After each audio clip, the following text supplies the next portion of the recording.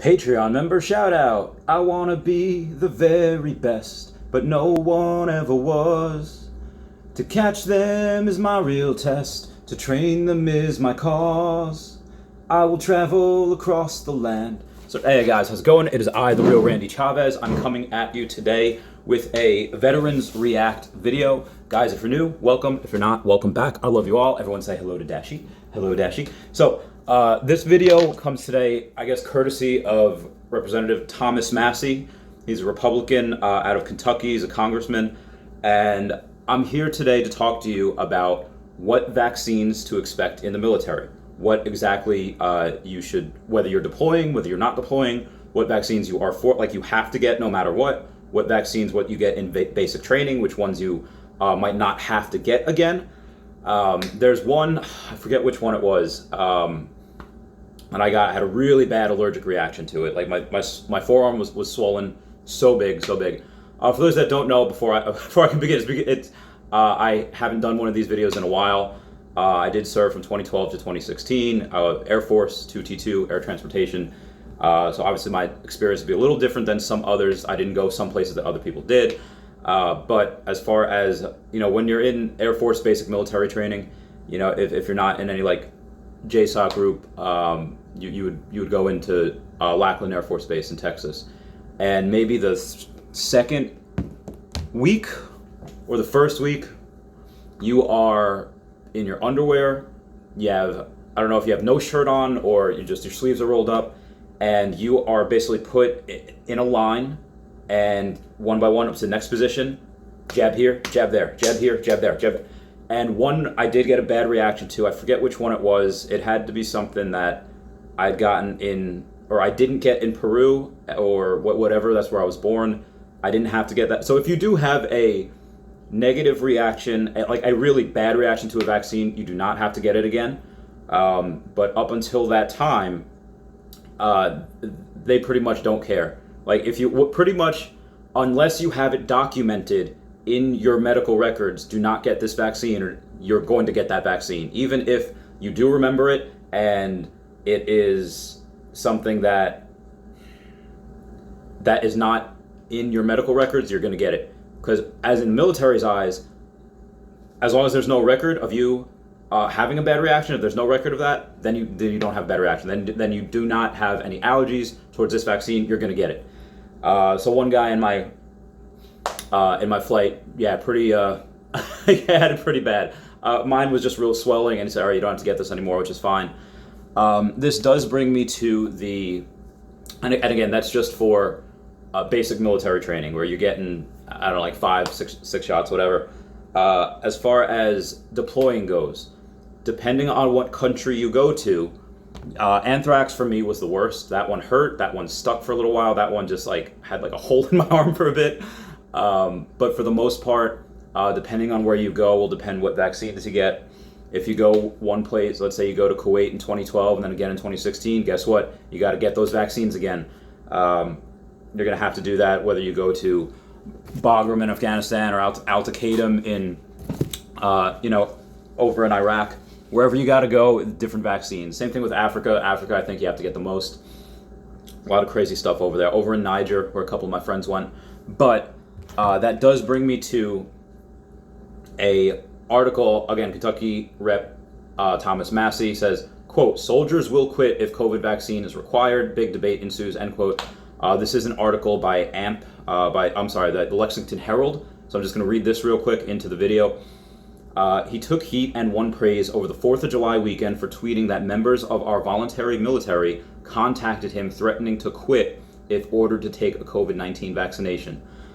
Now, I have heard things like this before, like if, quote, Obama was reelected, then they would, go and they would leave their offices, and a lot of officers did. A lot of the generals did because they didn't like what he had done. A lot of other people, I didn't join until Obama's second term. I was in the process of joining at the end of his first term, but I didn't actually join until he got reelected.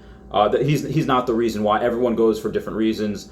For the most part, a lot of military, depending on what you do, the president's whoever's in office will have an effect on your job, because that a lot of funding for training, or a lot of funding not for training, or maybe you can quadruple the amount of contractors in a certain country, which if you do that, then okay, well, they don't need as many U.S. military members to deploy if they have that many contractors. And also a lot of times, again, when I was, as I was getting in, I kind of saw a little bit of the decline where a lot of JSOC, Spec Ops guys would be like, oh yeah, teams of 12 or whatever. And then, as I went on, they're like, yeah, now the same mission that was teams of 12 now suddenly is teams of 10 or 9. And it's like, oh, okay, like you guys have to do the same job with less people. So it does make sense that some people would want to do that. If they say, hey, that means my unit isn't going to get really as much funding, if this president versus this president, even though the policy might not change as far as the mission goes, the amount of money does. So yeah, some people don't like that. And again, I'm not here to say like I was for or against Obama. I like some of the things he did. I dislike some of the things. Same with every president. But anyway, as far as vaccinations go, as far as this article says, as of Tuesday, the Saturday tweet had more than 8,700 likes, 17,000 comments, sparking ongoing debates, 280 characters among respondents. While some agreed with Massey, others noted that the other vaccinations are required for all military personnel, and quitting the military is considered absent without leave. I think it was just AWOL at that point. Congressman from Lewis County represents Northern Kentucky. Tweet followed his June 14th instruction of H.R. 3860, H as in hotel, R as in Romeo, saying, which would prohibit mandatory COVID vaccines for members of the armed forces. As of Tuesday, the bill had 23 co-sponsors, and I think as of recently, there was another co-sponsor. I'm trying to check on his Twitter real quick to see which ones he had. I can't find it, so disregard about that. But outside of that, again, I'm not like a scientist or whatever. I could just follow the data. Hopefully the data is good. The cumulative deaths attributed to COVID-19 in New York, New Jersey, Florida, Kentucky, West Virginia, and Massachusetts, as a source of the Financial Times analysis of data from the Johns Hopkins CSSE data updated July 26. Per 100,000 people, New York, New Jersey, and Massachusetts had the most, whereas Florida, West Virginia, and Kentucky had the least. Again, that is just from those 6, and you could make the argument, well, okay, yeah, Kentucky does not have people on top of one another like New York does. Okay, fair point.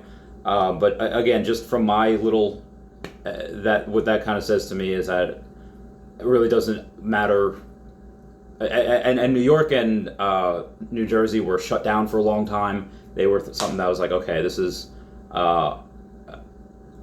Did it really work? Did it really matter? I don't know.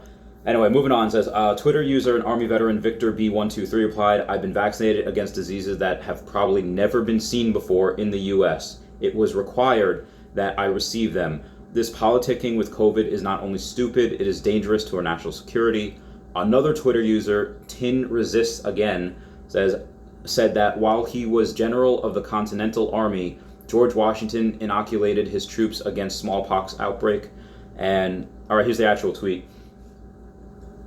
It says, I've been contacted by members of our voluntary military who say they will quit if the COVID vaccine is mandated. So I introduced H.R. 3860 to prohibit any mandatory requirement that a member of the armed forces receive a vaccination against COVID-19.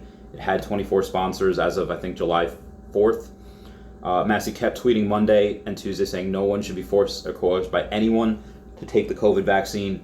The fact that policy discussions in the U.S. are centered around proof of vaccine instead of evidence of immunity shows that science and reason have been drummed out by politics, profits, and superstition. Now, and for him, he has a master's degree in science from MIT. Relatively smart guy. He's not like a doctor like Rand Paul, but again, he's master's of science. He's pretty smart. As far as my thing, if I was in the military, when you sign up, you're pretty much signing up to die anyway. Not to die, but you're signing up knowing that, hey, at any point in any time, I was in the Air Force, the Air Force's needs could say like, hey, you need to stop your job, we need more people in security forces. They wouldn't, because I was a critically manned career field, but you have to do whatever the needs of the Air Force are at that time. I wouldn't care about getting vaccines. I it's just part of the job at that point. Now, I definitely understand the fact that, hey, my body, my choice. I don't want you doing that to me if it's unnecessary. Which, good. You shouldn't have anything done to your body that you don't want, that is unnecessary. Obviously, if you go through like SEER training, that was a survival, escape. I forget what it stands for. You have some bad stuff done to your body that you probably don't want done, but that's just because you. What do you call it? They are preparing you for actual, war and escape routes and endurance and all that. But for this is something completely different. So I do understand both sides.